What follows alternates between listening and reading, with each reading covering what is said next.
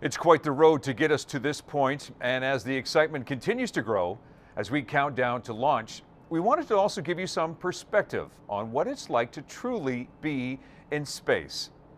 Roberta Bondar is Canada's first female astronaut and the first neurologist in space.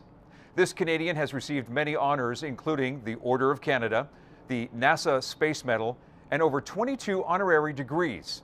We caught up with Roberta, who was recently in Calgary to speak at Mount Royal University.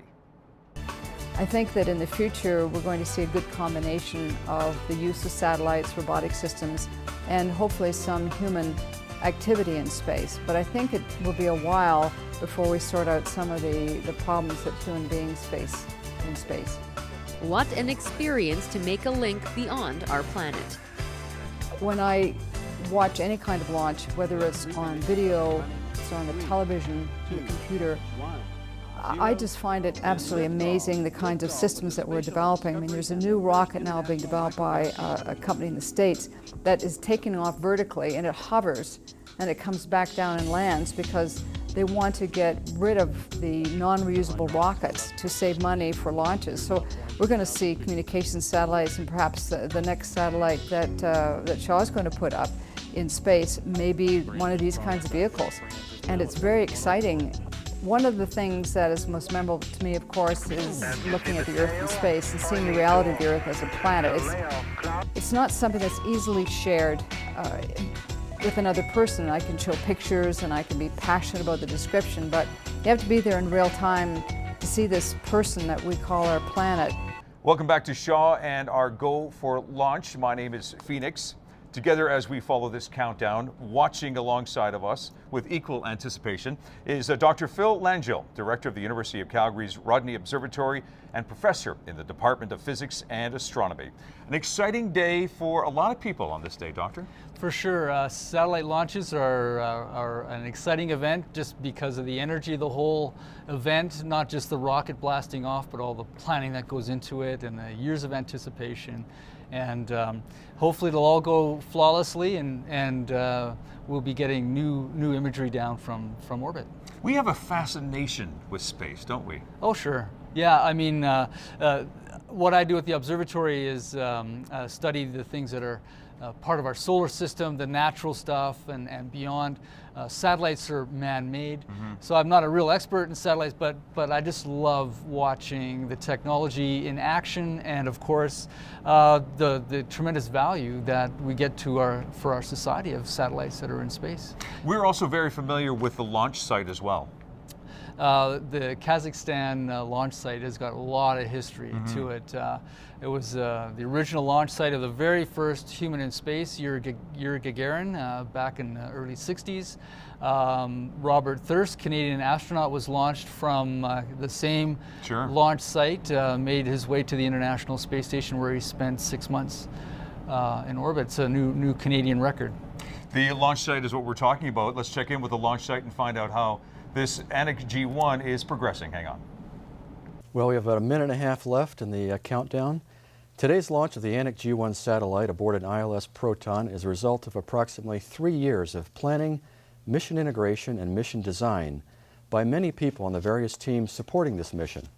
Everyone on the Anik G1 launch team is awaiting the liftoff.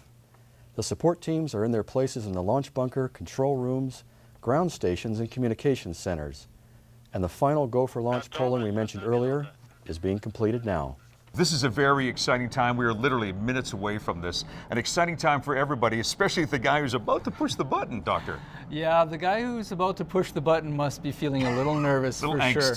Of course, you know, he's backed up by a whole team of people, and people are monitoring the health of the rocket and the satellite every moment throughout the launch, so they can tell if they have to make adjustments and that kind of stuff. So yeah, he's nervous, but there's a whole team of people sharing his pain for sure. Why is the nighttime launch more exciting than the daytime launch? Or is there any Well, difference in your opinion? It's probably just the visual. You know, from a person who might be watching this live with their eyes, the rocket is going to launch and then quickly go out of view. But if it's a nighttime launch, you can watch it for much further, for much longer time. And you might even be lucky enough to see the first stage separation and things like that. No kidding? Yeah. Okay, we'll have to watch for that. Excellent. Doctor, thank you very much for your time. My pleasure. The launch, I'm glad you asked. Let's go back to the launch site and have a look at more. Final countdown here, we have 10, 9, 8, 7, 6, 5, 4, 3, 2, 1.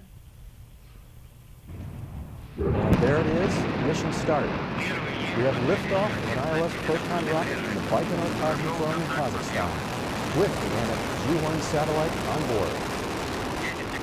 About 10 seconds after liftoff, the rocket does a roll maneuver and will soon experience maximum dynamic pressure, also known as max Q, and is the maximum aerodynamic load in the vehicle. For Proton, it corresponds to about Mach 1.6 and occurs at 1 minute, 2 seconds after liftoff.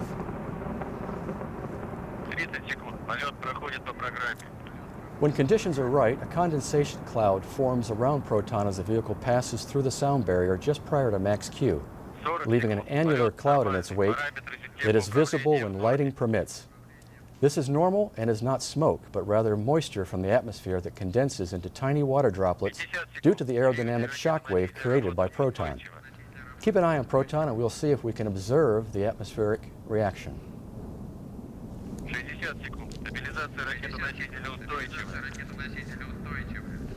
We're 60 seconds into flight, everything's nominal.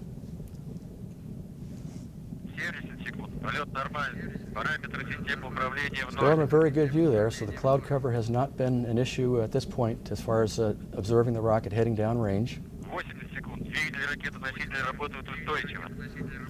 Everything seems to be proceeding nominally as the vehicle heads across the Cosmodrome in a northeasterly direction with a flight azimuth of approximately 62.1 degrees.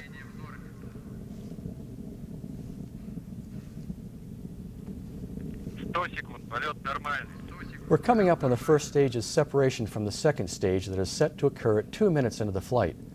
Watch for the halo effect as the second stage engines ignite prior to the separation from the first stage.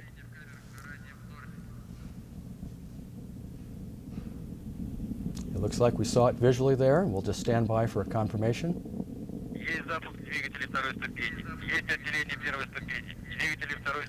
And we have confirmation of a good separation between the first and second stages. My guest, Gary Pizzante, is the Shaw VP of Business Development Satellite. I like that. This is an exciting time for Shaw. Very exciting. We're thrilled about today's launch. That was something, wasn't it? The Anik G1 going up into space, finally. It was a thing of beauty. It was a labor of love, and we are so looking forward to what it'll bring to our customers. It took a while to get here. It's not an overnight project. No, it took us about, from start to finish, I'd say about 7 years, starting with negotiations, ending with successful agreement, and then a government kind of battle worked in there as well. And then, of course, the construction of the satellite and its launch, about 7 years. Fascinating and very important customers and clients and partners. Yes, with this, our third satellite, we'll have more space capacity than any other provider in Canada. We'll have over 200 HD channels, and we like to think with that capacity, Shaw Direct customers won't miss a thing.